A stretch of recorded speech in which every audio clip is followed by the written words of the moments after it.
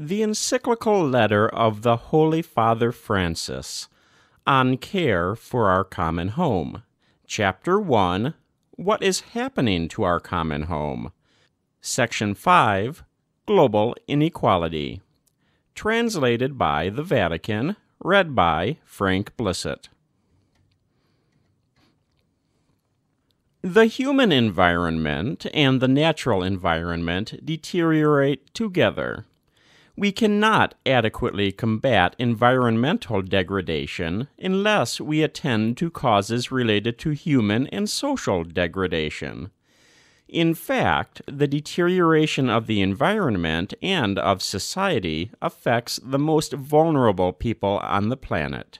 Both everyday experience and scientific research show that the gravest effects of all attacks on the environment are suffered by the poorest. For example, the depletion of fishing reserves especially hurts small fishing communities without the means to replace those resources. Water pollution particularly affects the poor who cannot buy bottled water, and rises in the sea level mainly affect impoverished coastal populations who have nowhere else to go. The impact of present imbalances is also seen in the premature death of many of the poor, in conflicts sparked by the shortage of resources, and in any number of other problems which are insufficiently represented on global agendas. It needs to be said that, generally speaking, there is little in the way of clear awareness of problems which especially affect the excluded. Yet they are the majority of the planet's population, billions of people. These days, they are mentioned in international political and economic discussions, but one often has the impression that their problems are brought up as an afterthought, a question which gets added almost out of duty or in a tangential way, if not treated merely as collateral damage. Indeed, when all is said and done, they frequently remain at the bottom of the pile. This is due partly to the fact that many professionals, opinion makers, communications media, and centers of power, being located in affluent urban areas, are far removed from the poor, with little direct contact with their problems. They live and reason from the comfortable position of a high level of development and a quality of life well beyond the reach of the majority of the world's population. This lack of physical contact and encounter, encouraged at times by the disintegration of our cities, can lead to a numbing of conscience and to tenditious analyses which neglect parts of reality. At times, this attitude exists side by side with a green rhetoric. Today, however, we have to realize that a true ecological approach always becomes a social approach. It must integrate questions of justice in debates on the environment, so as to hear both the cry of the earth and the cry of the poor. Instead of resolving the problems of the poor and thinking of how the world can be different, some can only propose a reduction in the birth rate. At times, developing countries face forms of international pressure which make economic assistance contingent on certain policies of reproductive health. Yet, while it is true that an unequal distribution of the population and of available resources creates obstacles to development and a sustainable use of the environment, it must nonetheless be recognized that demographic growth is fully compatible with an integral and shared development. To blame population growth instead of extreme and selective consumerism on the part of some is one way of refusing to face the issues. It is an attempt to legitimize the present model of distribution, where a minority believes that it has the right to consume in a way which can never be universalized, since the planet could not even contain the waste products of such consumption. Besides, we know that approximately a third of all food produced is discarded, and whenever food is thrown out, it is as if it were stolen from the table of the poor. Still, attention needs to be paid to imbalances in population density on both national and global levels, since a rise in consumption would lead to complex regional situations as a result of the interplay between problems linked to environmental pollution, transport, waste treatment, loss of resources, and quality of life.